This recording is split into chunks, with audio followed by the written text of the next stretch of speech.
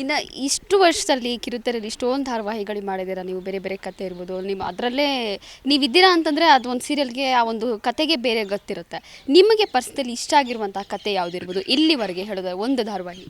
ಅಂದರೆ ನೀವು ಇವಾಗ ಕೇಳ್ತಾ ಇರೋ ಪ್ರಶ್ನೆಗೆ ಏನಂದರೆ, ನಮಗೊಂದು 10 ಮಕ್ಕಳಿದ್ದಾರೆ, ಯಾವ ಮಕ್ಳು ಇಷ್ಟ ಅನ್ನಂಗೆ ಆಗೋಯ್ತು. ಎಲ್ಲ ಮಕ್ಕಳು ನಮ್ಮದೇ ಮಕ್ಕಳಲ್ವ. ಅಂದರೆ ನನ್ನ ಪುಣ್ಯನೋ ಏನೋ ಸಿಕ್ಕಿರೋ ಅಂಥ ಎಲ್ಲ ಕ್ಯಾರೆಕ್ಟರ್ಗಳು, ಎಲ್ಲ ಪಾತ್ರಗಳು ಡಿಫ್ರೆಂಟ್ ಶೇಡಲ್ಲಿರುತ್ತೆ. ನಾನು ಹಿಂದೆ ಫಸ್ಟ್ ನನಗೆ ಹೆಸರು ತಂದುಕೊಟ್ಟಿದ್ದು, ಫಸ್ಟು ನನ್ನ ಈ ಕಿರುತೆರೆ ಧಾರಾವಾಹಿಯ ಜರ್ನಿ ಸ್ಟಾರ್ಟ್ ಆಗಿದ್ದೆ ಅಂದರೆ ನಾನು ಸಣ್ಣ ಪುಟ್ಟ ಕ್ಯಾರೆಕ್ಟ್ರ್ ಮಾಡ್ತಿದ್ದೆ. ಲೀಡ್ ಕ್ಯಾರೆಕ್ಟರ್ ಅಂತ ಸಿಕ್ಕಿದ್ದು ಎಸ್ ನಾರಾಯಣ್ ಸರ್ ಅವರ ಈಶ್ವರಿ ಧಾರಾವಾಹಿಲಿ. ಆಯಿತು, ಒಂದು 16-18 ಇಯರ್ಸ್ ಬ್ಯಾಕ್ ಅನಿಸುತ್ತೆ. ಆವಾಗ ಅದೇ ಟೈಮಲ್ಲಿ ಅಮ್ಮ ನಾಗಮ್ಮ ಅಂತ ಒಂದು ಸೀರಿಯಲ್ ಬರ್ತಾಯಿತ್ತು, ರುದ್ರಾಣಿ ಕ್ಯಾರೆಕ್ಟ್ರ್. ಈಗಲೂ ಕೂಡ ಅದನ್ನು ವೀಕೆಂಡ್ಸಲ್ಲಿ ಬರೋದು, ಈಗಲೂ ಕೂಡ ಆ ಕ್ಯಾರೆಕ್ಟ್ರನ್ನ ಇದು ಮಾಡ್ತಾರೆ. ಅದೇ ಟೈಮಲ್ಲಿ ರಂಗೋಲಿ ಅಲ್ಮೇಲು ಕ್ಯಾರೆಕ್ಟ್ರ್ ಸಿಕ್ತು. ಅಲ್ಲಿಂದ ಒಂದೊಂದು ಈಗಲೂ ಅಲ್ಮೇಲುನ ಮರ್ತಿಲ್ಲ, ಅಮ್ಮ ನಾಗಮ್ಮ ರುದ್ರಾಣಿ ಮರ್ತಿಲ್ಲ, ಕಡೆಗೆ ಕಸ್ತೂರಿ ನಿವಾಸದ ಪಾರ್ವತಿನ ಮರ್ತಿಲ್ಲ ಜನರು. ಈಗ ಊರ್ಮಿಳಾದ ರಾಜೇಶ್ವರಿನ ಅಂತಾರೆ, ಅಂತರ್ಪಟ ಅದನ್ನು ಮಾಡ್ತಾಯಿದ್ದೀನಿ. ಹೀಗೆ ಇನ್ನೊಂದು ಜನನಿ ಅನ್ನೋ ಧಾರಾವಾಹಿಲಿ ಝಾನ್ಸಿ ರಾಣಿ ಅನ್ನೋ ಒಂದು ಕ್ಯಾರೆಕ್ಟ್ರ್ ಮಾಡ್ತಾಯಿದ್ದೀನಿ. ಹೀಗೆ ಒಂದೊಂದು ಕ್ಯಾರೆಕ್ಟ್ರು ಡಿಫ್ರೆಂಟಾಗಿ ಸಿಕ್ಕಿದೆ. ಐ ಆಮ್ ಸೋ ಲಕ್ಕಿ ಅಂತ ಹೇಳ್ಬೋದು. ಒಂದೇ ಥರನಾದ ಪಾತ್ರಗಳು ಸಿಗದೆ ಬೇರೆ ಬೇರೆ ಥರ ಸಿಗ್ತಾಯಿದೆ. ನಾನು ಎಲ್ಲ ಪ್ರೊಡಕ್ಷನ್ ಹೌಸವ್ರಿಗೂ, ನನ್ನ ಪ್ರೊಡ್ಯೂಸರ್ಗಳಿಗೂ, ಕಲಾವಿದರಿಗೂ ಥ್ಯಾಂಕ್ಸ್ ಹೇಳೋಕ್ಕೆ ಇಷ್ಟಪಡ್ತೀನಿ. ಇನ್ನು ಇವಾಗ ಹೇಳಿದ್ರಿ ನೀವು 16-18 ವರ್ಷದ ಹಿಂದೆ ಈ ಒಂದು ಸೀರಿಯಲಲ್ಲಿ ನಿಮ್ಮನ್ನ ಗುರುತಿಸಿದ್ದು, ಈಗಲೂ ಕೂಡ ಜನ ಇದು ಮಾಡ್ತಾರೆ ಅಂತ. ಸೊ ಆವಾಗಿನ ಇದು ಏನು ಟೆಕ್ನಿಕಲಿ ಕಂಪೇರ್ ಮಾಡಿದ್ರೆ ಅಥವಾ ಕಲಾವಿದರನ್ನ ಕಂಪೇರ್ ಮಾಡಿದ್ರೆ ಆವಾಗ ಸ್ವಲ್ಪ ಬೇರೆ ಥರ ಇತ್ತು ಅಂತ ಅನಿಸುತ್ತೆ. ಆವಾಗಿನ ಒಂದು ಸುಮಾರು 18 ವರ್ಷ ಅಂತಂದರೆ ಬೇರೆ ಟೆಕ್ನಿಷಿಯನ್ ಇರ್ಬೋದು, ಟೀಮ್ ಇರ್ಬೋದು, ಅಥವಾ ಆ್ಯಕ್ಟರ್ಸ್ ಇರ್ಬೋದು. ಏನು ಡಿಫ್ರೆಂಟ್ ಅನಿಸುತ್ತೆ ನಿಮಗೆ? ನಿಮ್ಮ ತುಂಬ ಡಿಫ್ರೆನ್ಸ್ ಇದೆ ಅಮ್ಮ. ಆಗ ಏನಂದರೆ ಇಷ್ಟೊಂದು ವಾಹಿನಿಗಳು ಅಂದರೆ ಚಾನಲ್ಗಳಿರಲಿಲ್ಲ, ಒಂದು ಲಿಮಿಟೆಡ್ ಚಾನಲ್ಸ್ ಇತ್ತು. ಆಮೇಲೆ ಅಭಿನಯ ಮಾಡೋದಕ್ಕೆ ಅವಕಾಶಗಳಿತ್ತು. ಆಮೇಲೆ ಮಿಡ್ಲ್ ಕ್ಲಾಸ್ ಫ್ಯಾಮಿಲಿ ಕತೆಗಳನ್ನ ತೊಗೊಳ್ಳೋರು. ಈ ಥರ ರಿಚ್ ಆಗಿ ಮೇಕಪ್ ಆಗಲಿ ಅಥವಾ ರಿಚ್ ಆಗಿ ರೆಡಿ ಆಗೋಂತ ಇಲ್ಲ. ಒಬ್ಬ ಮಿಡ್ಲ್ ಕ್ಲಾಸ್ ಫ್ಯಾಮಿಲಿಯಲ್ಲಿ ಒಂದು ಹೆಣ್ಮಗಳು ಹೆಂಗಿರ್ತಾಳೆ, ಹೆಚ್ಚು ಮೇಕಪ್ ಇಲ್ಲದೆ ಇದಾಗದೆ, ಈಗ ನೈಟಿ ಹಾಕೊಳ್ಳೋ ಸೀನ ನೈಟಿ ಹಾಕೊಂಡೇ ಮಾಡ್ತಾಯಿದ್ವಿ. ಆ ಥರ ಇರೋದು ಕತೆಗಳು. ಆ ಥರ ಇತ್ತು ಮೇಕಪ್. ಆಗ ನಾವು ಮೇಕಪ್ಪು ಮಾಡ್ಕೊಳ್ಳೋಂಗಿರಲಿಲ್ಲ, ಮೇಕಪ್ ಆರ್ಟಿಸ್ಟೇ ಇರ್ತಾಯಿದ್ರು. ಆಮೇಲೆ ಆದಷ್ಟು ನ್ಯಾಚುರಲ್ ಆಗಿರೋದಕ್ಕೆ ಎಲ್ಲರೂ ಹೇಳ್ತಾವ್ರು ಡೈರೆಕ್ಟರ್ಸು.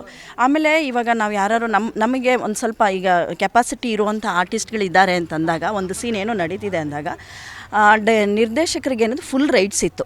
ಅಲ್ಲೇ ಸ್ಪಾಟಲ್ಲೇ ಇಂಪ್ರೂವೈಸೇಷನ್ ಮಾಡೋದು, ಕಥೆನಾಗಲಿ ಅಥವಾ ಸೀನ್ನಾಗಲಿ ಅಥವಾ ಡೈಲಾಗ್ಸ್ ಆಗಲಿ ತೊಗೊಳ್ತಾರೆ. ಈಗ ನಮ್ಮಲ್ಲಿ ಆ ಕೆಪಾಸಿಟಿ ಇದೆ ಅಂದಾಗ ಅದನ್ನು ಹೊರಗೆ ತೆಗೆಸೋವಂಥ ಪ್ರಯತ್ನನ ನಿರ್ದೇಶಕರು ಮಾಡ್ತಿದ್ರು. ಈಗ ಏನಾಗ್ಬಿಟ್ಟಿದೆ ಅಂದರೆ ಬರೀ ಆ್ಯಕ್ಷನ್ ಕಟ್ ಹೇಳೋಕ್ಕಷ್ಟೇ ಸೀಮಿತ ಅನಿಸ್ಬಿಟ್ಟಿದೆ ಅವ್ರಿಗೂ. ಅವ್ರ ಕ್ರಿಯೇಟಿವಿಟಿನೂ ತೋರಿಸೋದಕ್ಕೆ. ನೀವು ಜಾಸ್ತಿ ಎಂಜಾಯ್ ಮಾಡಿದ್ದೀರಾ ಅಂದರೆ ಯಾವುದು ಉತ್ತಮ ಅಂತ ನಿಮಗೆ ಅನಿಸಿದ್ದು? ಅಂದರೆ ಆ ದಿನಗಳ ಶೂಟಿಂಗ್? ಹೌದೌದು, ಆ ದಿನಗಳೇ ಉತ್ತಮ. ಯಾಕೆಂದರೆ ನಮಗೆ ಟೈಮ್ ಕೊಡೋರು. ನೀವು ಈಗ ಈ ಥರ ಒಂದು ಸೀನ್ ಇದೆ, ಈಗ ನಾವು ಒಂದು ಸೀನಲ್ಲಿ 5 ಜನ 6 ಜನ ಆರ್ಟಿಸ್ಟ್ ಇದ್ದೀವಿ ಅಂದರೆ ಈ ಥರ ಸೀನ್ ಅಂತ ಎಕ್ಸ್ಪ್ಲೈನ್ ಮಾಡಿದಾಗ ನಾವು ಒಬ್ಬೊಬ್ರು ಮಾತಾಡ್ಕೊಳ್ತಿದ್ವಿ. ಇದನ್ನು ಹಿಂಗೆ ಇಂಪ್ರೂವೈಸೇಷನ್ ಮಾಡ್ಕೊಳ್ಳೋಣ, ಇದನ್ನು ಹಿಂಗೆ ಮಾಡೋಣ, ನೀನು ಇದನ್ನು ಮಾತಾಡು, ನಾನು ಅದಕ್ಕೇನೋ ಒಂದು ಆನ್ಸರ್ ಕೊಡ್ತೀನಿ, ಅದು ಚೆನ್ನಾಗಿ ಬರುತ್ತೆ ಸೀನು. ಡೈರೆಕ್ಟ್ ಮಾಡಿ ನೀವು ಮಾಡಿ, ಫುಲ್ ನಿಮಗೆ ಸಪೋರ್ಟ್ ಮಾಡ್ತೀನಿ, ನಿಮ್ಗೆ ಫುಲ್ಲು ಸ್ವತಂತ್ರ ಕೊಟ್ಟಿದ್ದೀನಿ ಮಾಡಿ. ಈಗ ಹಾಗಲ್ಲ, ಒಂದು ಸೀನ್ ಇದೆ ಮುಗಿಸ್ಬೇಕು, ಇಷ್ಟು ಡ್ಯೂರೇಷನ್ ಕೊಡ್ಬೇಕು, ಇಷ್ಟು ಆ ಥರ ಇದೆ. ಮಾಡಿ ಹಂಗೆ ಪ್ರಾಂಪ್ಟಿಂಗ್ ಹೇಳ್ಕೊಂಡು ಹಂಗೆ ಹರಿಬಿರಿ ಇಲ್ಲ, ಒಟ್ಟಿನಲ್ಲ ಸೀನ್ ಮುಗಿಸಿ ಅವ್ರು ಇದು ಮಾಡಿ ಮಾಡಿಬಿಡ್ಬೇಕು, ಆ ಥರ ಆಗಿಬಿಟ್ಟಿದೆ. ಆಮೇಲೆ ಆಗ ನಮಗೆ ಇದ್ದಿದ್ದು ಇದು ಇಲ್ಲ ಅಂದರೆ ಆ ಬಾಂಧವ್ಯ, ಇದು ಏನು ಆಫ್ ಸ್ಕ್ರೀನಲ್ಲಿ ನಾವು ಫ್ಯಾಮಿಲಿ ಥರನೇ ಇರ್ತಾಯಿದ್ವಿ. ಈಗ ಅಂದರೆ ನಾನು ಯಾರನ್ನೂ ಟಾರ್ಗೆಟ್ ಮಾಡ್ತಾ ಇಲ್ಲ ಅಥವಾ ಯಾರ ಬಗ್ಗೆನೂ ನಾನು ತಪ್ಪಾಗಿ ಹೇಳ್ತಾ ಇಲ್ಲ. ಈಗಿನ ಇದು ನಾವೀಗ ನೋಡಿ, ಹಿಂದೆ ಎಲ್ಲ ನಮಗೆ ಎಕ್ಸ್ಪೀರಿಯನ್ಸ್ ಇದ್ರು, ಸೊ ನಮ್ಮ ಬೇರೆಯವರಿದ್ರು, ಯಾರೋ ಒಬ್ಬರು ಒಂದು ಸೀನ್ ಮಾಡ್ತಿದ್ದಾರೆ ಅಂದರೆ ಮಾನಿಟ್ರ್ ಮುಂದೆ ಕೂತ್ಕೊಂಡು ನಾವು ವಾಚ್ ಮಾಡ್ತಾಯಿದ್ವಿ, ಎಲ್ಲೋ ಏನೋ ಕಲಿಯೋಕ್ಕೆ ಸಿಗ್ಬೋದೇನೋ ಅಂತ. ಈಗಿನ ಮಕ್ಕಳು ಬಂದಿರೋ ಅಂತಾರೆ ಏನು ಮಾಡ್ತಾರೆ ಅಂದರೆ, ನಾನು ಹೇಳ್ತಿರ್ತೀನಿ, ನಿಮಗೆ ಗೊತ್ತಾಗಲಿಲ್ವ ಆಮೇಲೆ ಮಾನಿಟ್ರ್ ವಾಚ್ ಮಾಡಿ, ಬೇರೆ ಯಾರೋ ಆ್ಯಕ್ಟ್ ಮಾಡ್ತಿದ್ರೆ ನಿಮಗೇನೋ ಅನಿಸುತ್ತೆ, ಇಲ್ಲ ಮೊಬೈಲ್ ಹಿಡ್ಕೊಂಡು ಕೂತ್ಕೊಂಡ್ಬಿಡ್ತಾರೆ. ಹಾಗಾಗಿದೆ. ಆಗಿನ ಕಲಾವಿದರಲ್ಲಿ ನನ್ನ ಪ್ರಕಾರ ಏನು ಪ್ರೀತಿ, ಬಾಂಧವ್ಯ, ವಿಶ್ವಾಸ ಅನ್ನೋದು ಜಾಸ್ತಿ ಇತ್ತು ಅಂತ ಅನಿಸುತ್ತೆ. ಬಟ್ ಇವಾಗ ಏನಾಗುತ್ತೆ ಅಂತಂದರೆ, ಒಬ್ಬ ಆ್ಯಕ್ಟರ್ ಆಗಬೇಕು, ಕಲಾವಿದರು ಆಗಬೇಕು ಅಂತ ಇವಾಗಿನ ಜನ್ರೇಷನ್ ಬರ್ತಾರೆ ಮ್ಯಾಮ್, ಆಡಿಷನ್ ಕೊಡ್ತಾರೆ ಅಥವಾ ಯಾವುದೋ ಒಂದು ಪಾತ್ರಕ್ಕೆ ಸೆಲೆಕ್ಟ್ ಆಗ್ತಾರೆ. ಅಲ್ಲೆಲ್ಲೋ ಅವ್ರಿಗೆ ಸರಿಗೆ ರೆಸ್ಪಾನ್ಸ್ ಬಂದಿಲ್ಲ ಅಂತಂದಾಗ ಮತ್ತೆ ವಾಪಸ್ ಹೋಗ್ಬಿಡ್ತಾರೆ, ಅಥವಾ ಬೇರೆ ಏನೋ ಮಾಡ್ಕೊಳ್ಳೋದು, ತುಂಬ ಬೇಸರ ಆಗ್ಬಿಡೋದು, ಅದರಲ್ಲೇ ಡಿಪ್ರೆಷನ್ಗೆ ಆಗ್ಬಿಡೋದು, ನಾನು ಕ್ಲಿಕ್ ಆಗಿಲ್ಲ ಅಥವಾ ನಾನು ಇದಾಗಿಲ್ಲ ಅಂತ. ಬಟ್ ಆವಾಗ ಆ ಥರ ಇರಲಿಲ್ಲ, ಪೇಷನ್ಸ್ ಆಗಿದ್ರು ಜನ, ಎಷ್ಟೇ ಮತ್ತೆ ಟ್ರೈ ಮಾಡೋದು ಮತ್ತು ಉತ್ತಮವಾಗಿ ಕೊಡೋದಕ್ಕೆ ಟ್ರೈ ಮಾಡ್ತಿದ್ರು. ಇದ್ರ ಬಗ್ಗೆ ನೀವು ಏನು ಮೆಸೇಜ್ ಕೊಡ್ತೀರಾ ಅಂದರೆ ಇವಾಗಿನ ಜನ್ರೇಷನ್ಗೆ? ಅಂದರೆ ಈಗಿನ ನಾನು ಯಾವುದೇ ಆಗಲಿ ಅಮ್ಮ, ಆವಾಗಲೂ ಹೇಳ್ತಾ ಇದ್ದಿದ್ದಷ್ಟೇ, ಯಾವುದೇ ಕೆಲಸ ನಾವು ಆ್ಯಕ್ಟಿಂಗ್ ಅಂತಲ್ಲ, ಸೀರಿಯಲ್ ಅಂತಲ್ಲ, ಅಥವಾ ಮನೆಯಲ್ಲಿ ಒಂದು ಅಡುಗೆ ಮಾಡೋ ವಿಚಾರನೂ ತೊಗೊಂಡ್ರು, ನಾವು ಯಾವುದೇ ಕೆಲಸನೂ ಇಷ್ಟಪಟ್ಟು ಮಾಡಬೇಕು. ಜೊತೆಗೆ ಶ್ರದ್ಧೆ, ತಾಳ್ಮೆ ಅನ್ನೋದು ತುಂಬ ಮುಖ್ಯ. ಅದರಲ್ಲಿ ಈ ಫೀಲ್ಡಲ್ಲಿ ಸಿಕ್ಕಾಬಟ್ಟೆ ಪೇಷನ್ಸ್ ಇರಬೇಕು, ನಮಗೆ ಪೇಷನ್ಸ್ ಅನ್ನೋದನ್ನು ಕಲಿಬೇಕಾಗುತ್ತೆ. ಆಗ ಏನಂದರೆ, ಈಗ ಯಾರಲ್ಲೋ ಒಬ್ಬರಲ್ಲಿ ಏನೋ ಒಂದು ಟ್ಯಾಲೆಂಟ್ ಇದೆ ಅಂತಂದಾಗ ಅಲ್ಲಿ ಕಲರ್ ಕಾಂಪ್ಲೆಕ್ಷನ್ ನೋಡ್ತಾ ಇರಲಿಲ್ಲ, ಏನಿಲ್ಲ. ಈಗ ಅಮ್ಮನ ಕ್ಯಾರೆಕ್ಟರ್ ಒಬ್ಬ ಸೀನಿಯಾರಿಟಿನ ನೋಡೋರು, ಸೀನಿಯರ್ ಆರ್ಟಿಸ್ಟ್ ಬೇಕು, ಅವರು ಅನುಭವ ಇರೋವಂಥ ಒಬ್ಬ ತಾಯಿ ಬೇಕು ಅನ್ನೋರು. ಈಗ ಆಗಲ್ಲ, ಅವ್ರಿಗೆ ಅನುಭವ ಇದೆಯೋ ಇಲ್ವೋ, ಅಥವಾ ಅವ್ರಿಗೆ ಆ ಕೆಪಾಸಿಟಿ ಇದೆಯೋ ಇಲ್ವೋ, ಏನು ಮಾಡ್ತಾರೋ ಗೊತ್ತಿಲ್ಲ. ಒಟ್ನಲ್ಲಿ ಅವರು ಅಂದರೆ ಗ್ಲ್ಯಾಮರಸ್ಸಾಗಿ ಕಾಣಿಸ್ಬೇಕು, ಸಣ್ಣಗಿರಬೇಕು. ಚಿಕ್ಕ ಹುಡುಗಿಯರಿಗೆ, ಅಜ್ಜಿ ಕ್ಯಾರೆಕ್ಟ್ರಿಗೂ ಸಣ್ಣ ಹುಡುಗಿಯರನ್ನ ಕೇಳ್ತಾರೆ, ಹಾಗಾಗಿಬಿಟ್ಟಿದೆ ಈಗಿನವರು. ಅದೇ ಅವಾಗಿನವ್ರಿಗೆ ಆ ಕಲರ್ ಕಾಂಪ್ಲೆಕ್ಷನ್ ಅದೆಲ್ಲ ಇಲ್ಲ. ಈಗ ಒಬ್ಬರು ಹುಡುಗಿ ಇವಾಗ ನೀವು ಹೇಳ್ತಾ ಇರೋ ಪ್ರಕಾರ ಎಲ್ಲಿ ಒಂದು ನಟನೆಗೆ, ಕಲೆಗೆ ಬೆಲೆ ಕಡಿಮೆ ಆಗಿದೆ ಅಂತ. ಖಂಡಿತಮ್ಮ. ಏನಂದರೆ ಇವರು ಕಲಾವಿದರಲ್ಲಿರೋ ಅಭಿನಯಕ್ಕೆ, ಅವರ ಸಾಮರ್ಥ್ಯಕ್ಕೆ ಕೊಡೋ ಬೆಲೆಗಿಂತ ಫ್ರೇಮ್ ರಿಚ್ನೆಸ್ಗೆ ಕೊಡ್ತಾ ಇದ್ದಾರೆ. ಈಗ ಅಲ್ಲಿ ಎಲ್ಲೋ ಒಂದು ಮದುವೆ ಒಂದು ಸೀಕ್ವೆನ್ಸ್ ನಡೀತಾ ಇರುತ್ತೆ ಅಂದ್ಕೊಳ್ಳಿ, ಅಲ್ಲೇನೋ ಒಂದು ಹಗರಣ ಆಗುತ್ತೆ, ದೊಡ್ಡ ಗಲಾಟೆ ಆಗುವಾಗ ಆರ್ಟಿಸ್ಟ್ಗಳು ಪರ್ಫಾರ್ಮೆನ್ಸ್ ನೋಡ್ತಾರೋ, ಹಿಂದೆ ಇರೋವಂಥ ಒಂದು ಆಡಂಬರನ ನೋಡ್ತಾರೋ ಅಲ್ವಾ, ಆಬ್ವಿಯಸ್ಲಿ ಅಲ್ವಾ.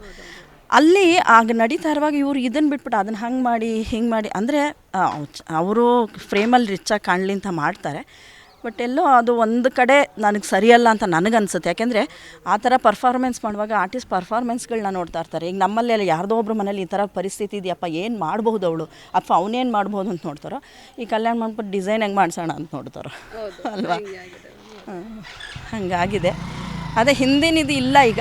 ಆದ್ರೂ ಸಾಧ್ಯ ಆದಷ್ಟು ನಾನು ಯಾವ ಸೆಟ್ಟಲ್ಲಿ ಇರ್ತೀನೋ, ಯಾವ ಇದರಲ್ಲಿ ಇರ್ತೀನೋ, ನಾನು ಹೇಳ್ತಾ ಇರ್ತೀನಿ, ನಾವೆಲ್ಲ ಹಿಂದೆ ಫ್ಯಾಮಿಲಿ ಥರ ಇರ್ತಾಯಿದ್ವಿ, ನಾವೆಲ್ಲ ಹೆಂಗೆ ಇರ್ತಾಯಿದ್ವಿ, ಬನ್ನಿ ಅಂತ. ಆದಷ್ಟು ಬೇರೆ ಕೂತ್ಕೊಳ್ಳೋಕೆ ಬಿಡಲ್ಲ ಯಾರನ್ನೂ, ಎಲ್ಲ ಗುಡ್ಡೆ ಹಾಕ್ಕೊಂಡು ಕೂರಿಸ್ಕೊಂಡು ಮಾತಾಡ್ತಾ ಇರ್ತೀನಿ. ನನ್ನ ಆರ್ಟಿಸ್ಟ್ಗಳು ಹಾಗೆ, ನನ್ನ ಕಲಾವಿದರು ಹಾಗೇ ಎಲ್ಲ ನನ್ನ ಜೊತೆ ತುಂಬ ಹೇಳಿದ್ನಲ್ಲ, ಎಲ್ಲ ನನ್ನ ಮಕ್ಕಳು ಅಂತ. ಯಾವುದೇ ಸೆಟ್ಗೆ ಹೋದರೂ ಅಮ್ಮ ಅಂತ ಇರ್ತಾರೆ. ಎಲ್ಲರೂ ನನ್ನ ಮಕ್ಕಳ ಥರ. ನಾನು ಯಾವತ್ತೂ ಊರ್ಮಿಳಾ ಟೀಮು, ಆ ಟೀಮು, ಈ ಟೀಮು ಅಂತ ಹೇಳಲ್ಲ, ಫ್ಯಾಮಿಲಿ ಅಂತ ಹೇಳ್ತೇನೆ. ಯಾಕೆಂದರೆ ನಮ್ಮದು ಎಕ್ಸ್ಟೆಂಡ್ ಫ್ಯಾಮಿಲಿ ಇದು. ನಾವು ನಮ್ಮ ಫ್ಯಾಮಿಲಿಗಿಂತ ಈ ಫ್ಯಾಮಿಲಿ ಜೊತೆ ಜಾಸ್ತಿ ಟೈಮ್ ಕಳೆಯೋದ್ರಿಂದ ಇಲ್ಲಿ ನಾವು ಖುಷಿಯಾಗಿರಬೇಕು, ಟೆನ್ಷನ್ ಫ್ರೀಯಾಗಿ ಕೆಲಸ ಮಾಡಬೇಕು ಅಂದರೆ. ಇನ್ನು ಊರ್ಮಿಳಾ ಸೀರಿಯಲ್ ಟೀಮ್ ಬಗ್ಗೆ ಹೇಳೋದಾದರೆ, ಒಂದು ಸೀರಿಯಲ್ ಟೀಮ್ ಬಗ್ಗೆ ಏನು ಹೇಳ್ತೀರಾ, ಹೇಗಿದೆ ಟೀಮು? ಆಮೇಲೆ ನೀವು ಯಾವುದೇ ಸೀರಿಯಲ್ ಸೆಟ್ಟಲ್ಲಿ ಊಟ ಮಾಡಲ್ಲ, ತಿಂಡಿ ಮಾಡಲ್ಲ ಅಂತ ನಾವು ಕೇಳ್ಬಿಟ್ಟಿರ್ತೀವಿ. ಬಟ್ ಇಲ್ಲಿ ಆ ಥರ ಇಲ್ಲ ಅಂತ ಕೇಳ್ಪಟ್ವಿ. ಅಂದರೆ ಊಟ ತಿಂಡಿ ಎಲ್ಲ ಇಲ್ಲೇ ಮಾಡ್ತಾರೆ ಅಂತ. ಯಾಕೆ, ಏನ್ರಿ? ಅಂದರೆ ನಾನು ಮೊದಲಿಂದನೂ ಸ್ವಲ್ಪ ಡಯಟ್ ಫುಡ್ಡು ಅದು ಇದು ಅಂತ ಮೇಂಟೈನ್ ಮಾಡ್ತೀನಿ. ಆಮೇಲೆ ಹೋಟ್ಲಲ್ಲಿ ತರ್ತಾರಲ್ವ ಸೋಡಾ ಅದು ಇದು ಅಂತ. ಆಮೇಲೆ ಕೆಲವು ಸಲ ಏನಾಗುತ್ತೆ ಅಂದರೆ, ಜಾಸ್ತಿ ಜನ ಆರ್ಟಿಸ್ಟ್ ಇದ್ದಾಗ ನಾವೇನೋ ರೆಡಿ ಆಗ್ತಾ ಇರ್ತೀವಿ, ಒಂಚೂರು ತಂದ್ಕೊಡ್ರಪ್ಪ ಇಲ್ಲಿಂದ್ರೆ ಅವ್ರಿಗೂ ಆಗಲ್ಲ ಪಾಪ, ನಾವು ಅವ್ರನ್ನೂ ಬ್ಲೇಮ್ ಮಾಡೋಕ್ಕಾಗಲ್ಲ. ಅವರು ಸುಮಾರು ಜನ ಆರ್ಟಿಸ್ಟ್ಗಳಿರ್ತಾರೆ, ಸ್ವಲ್ಪ ಇಲ್ಲೇ ತಂದ್ಕೊಡ್ರಪ್ಪ ಅಂದರೆ ತಂದ್ಕೊಡಲ್ಲ. ಆ ಥರದ್ದೆಲ್ಲ ಕೆಲವು ಸಮಸ್ಯೆಗಳಿರುತ್ತೆ. ಬಟ್ ಇಲ್ಲಿ ಏನಂದರೆ, ನಾನು ತಿನ್ನಲ್ಲ ಅಂದರೂ ಬಾಯಿಗೆ ತೊಗೊಂಡು ತುರುಗಿಸ್ಬಿಡ್ತಾರೆ. ಯಾಕೆ ಮನೆಯಿಂದ ತರ್ತೀರ ನೀವು, ನಿಮ್ಗೇನು ಬೇಕು ಹೇಳಿ, ನಾವು ಇಲ್ಲೇ ತರಿಸ್ಕೊಡ್ತೀವಿ, ಇಲ್ಲೇ ಮಾಡ್ಕೊಡ್ತೀವಿ ಅಂತ ಕತ್ ಮೇಲೆ ಕೂತ್ಬಿಡ್ತಾರೆ. ನಮ್ಮ ಮನೇಲೂ ಊರ್ಮಿಳಾ ಸೆಟ್ ಇದೆ ಅಂದರೆ ಬುಟ್ಟಿನೇ ತೊಗೊಂಡೋಗಕ್ಕೆ ಬಿಡಲ್ಲ. ನಿನಗೇನು ಕಮ್ಮಿ, ನೀನು ಏನು ಕೇಳಿದ್ರು ತಂದ್ಕೊಡ್ತಾರೆ, ಯಾಕೆ ತೊಗೊಂಡೋಗ್ತೀಯ ನೀನು ಅಂತ. ಅಷ್ಟು ಕ್ಲೀನು, ಅಂದರೆ ಅಷ್ಟು ಪ್ರೀತಿಯಿಂದ ಅವ್ರು ನಮಗೆ ಒಂದು ಇದು ಮಾಡುವಾಗ ನಾವು ಅದನ್ನು ಬೇಡ ಅಂತ ವಿರೋಧ ಮಾಡೋದು ಚೆನ್ನಾಗಿರಲ್ಲ. ಇನ್ನು ಊರ್ಮಿಳಾ ನನ್ನ ಫ್ಯಾಮಿಲಿ ಬಗ್ಗೆ ಹೇಳಬೇಕು ಅಂದರೆ, ಸಖತ್ತಾಗಿದೆ. ಸಖತ್ ತರಲೆ ಮಾಡ್ತಾಯಿರ್ತೀವಿ, ಸಖತ್ ಕಾಲೆಳಿತಾ ಇರ್ತೀವಿ, ಖುಷಿಯಾಗಿರ್ತೀವಿ. ಅದು ಪಂಕಜ್ ಆಗಲಿ, ಅಭಿ ಆಗಲಿ, ಯಶ, ನಮ್ಮ ರಶ್ಮಿತಾ ಎಲ್ಲ ನಾನು ಫಸ್ಟ್ ಡೇ ಆ್ಯಕ್ಟ್ ಮಾಡಿದ್ದು ಪಂಕಜ್ ಒಬ್ಬನೇ ಇದ್ದಿದ್ದು. ಅವ್ನು ನನಗೆ ಚಿಕ್ಕ ವಯಸ್ಸಿಂದನೂ ಗೊತ್ತಿತ್ತು. ಆಮೇಲೆ ನನಗೆ ಯಾವುದೇ ಒಂದು ಹೊಸ ಸೀರಿಯಲ್ಗೆ ಕಮಿಟ್ ಆಗಲ್ಲ, ಹೋಗಿ 1-2 ದಿನ ಸೆಟ್ರೇಟ್ ಆಗೋವರೆಗೂ ಅಯ್ಯೋ ಯಾರಿರ್ತಾರಪ್ಪ ಏನಪ್ಪ ಅಂತ ಇರುತ್ತೆ. ಈಗ ಹಾಗಿಲ್ಲ. ಡೈರೆಕ್ಟರ್ ಸಾರು ತುಂಬ ವರ್ಷಗಳ ಪರಿಚಯ ನನಗೆ. ನಮ್ಮ ಲೈಟ್ ಆಫೀಸರ್ಸ್ಗಳಾಗಲಿ ಎಲ್ಲರೂ ಸಖತ್ ತರಲೆ ಮಾಡ್ಕೊಂಡು ಮಾತಾಡ್ತಾ ಇರ್ತೀವಿ. ಗಾಲೆ ಒಂದೊಂದು ಸರಿ ಡೈರೆಕ್ಟರ್ ಸರ್ಗೆ ಇರಿಟೇಷನ್ ಆಗ, ಮಾತಾಡ್ತಿರ್ತೀರಾ ಬನ್ನಿ ಶಾರ್ಟ್ಗೆ, ಎಷ್ಟು ಮಾತಾಡ್ತೀರಾ, ಕಿರ್ಸ್ಬೇಡಿ ಇರಿ ಸರ್, ಬರ್ತಾಯಿದ್ದೀವಿ ನಾವು. ಈಗ ಮತ್ತೆ ಬಂದರು ನಿಮ್ಮ ಡೈರೆಕ್ಟರ್ ಸರ್, ಆಲ್ರೆಡಿ ನಿಮ್ಗೆ ವೇಟ್ ಮಾಡ್ತಿದ್ದಾರೆ.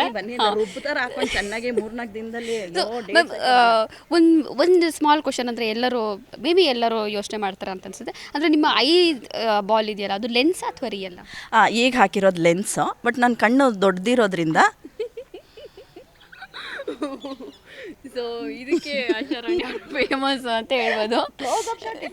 ಕಟ್ ಹೇಳಿದ ತಕ್ಷಣ ಥರ್ಮಕೋಲ್ ಹಿಡಿದಿರ್ತಾರಲ್ಲ ನಮ್ಮ ಕುಮಾರ್ ಸರ್, ಡೈರೆಕ್ಟರ್ ಸರ್ ಹೇಳೋದಂಗೆ, ಕಣ್ಗುಡ್ಡೆ ಬಿದ್ದೋಗುತ್ತೆ, ಇಟ್ಕೊಳ್ರ ಥರ್ಮಕೋಲು ಅಂತಾರೆ. ಅವ್ರು ಪ್ರತಿ ಡ್ರೆಸ್ ಚೇಂಜ್ ಮಾಡ್ಕೊಂಬಂದ್ರೆ ಸೂಪರಾಗಿ ಕಾಣಿಸ್ತೀರ, ಸಖತ್ತಾಗಿ ಕಾಣಿಸ್ತೀರ. ಆ ಡೈಲಾಗ್ ಬೇರೆ ಯಾರು ಹೇಳ್ಬಾರ್ದು. ಇದ್ರೆ ಮಮ್ಮಿ ಸೂಪರಾಗಿ ಕಾಣಿಸ್ತೀರ, ಡೈಲಾಗ್ ನಂದು ಯಾಕೆ ಹೇಳ್ತೀರಾ ಅಂತಾರೆ. ಓಕೆ ಮ್ಯಾಮ್, ಇನ್ನು ನಿಮ್ಮ ಡೈರೆಕ್ಟರ್ ಸರ್ ಆಲ್ರೆಡಿ ವೆಯ್ಟ್ ಮಾಡ್ತಿದ್ದಾರೆ ನಿಮಗೆ. ಸೊ ಫೈನಲಿ ಏನು ಹೇಳೋಕ್ಕೆ ಇಷ್ಟಪಡ್ತೀರಾ ನಮ್ಮ ವ್ಯೂವರ್ಸಿಗೆ ಈ ಒಂದು ಧಾರಾವಾಹಿ ಬಗ್ಗೆ? ಎಲ್ಲ ನಮ್ಮ ಕನ್ನಡ ವಾಹಿನಿ, ಸಿರಿ ಕನ್ನಡಿಗರ ವಾಹಿನಿ. ದಯಮಾಡಿ ಸಿರಿ ಕನ್ನಡ ವಾಹಿನಿಯಲ್ಲಿ ಬರ್ತಾ ಇರುವಂಥ ಎಲ್ಲ ಧಾರಾವಾಹಿಗಳನ್ನು ವೀಕ್ಷಿಸಿ, ನಮ್ಮ ಊರ್ಮಿಳನ ಮಾತ್ರ ಮಿಸ್ ಮಾಡದೆ ವೀಕ್ಷಿಸಿ. ನಿಮ್ಮೆಲ್ಲರ ಪ್ರೀತಿ ಹರಕೆ ನಮ್ಮ ಊರ್ಮಿಳ ಫ್ಯಾಮಿಲಿ ಮೇಲಿರಲಿ. Love you.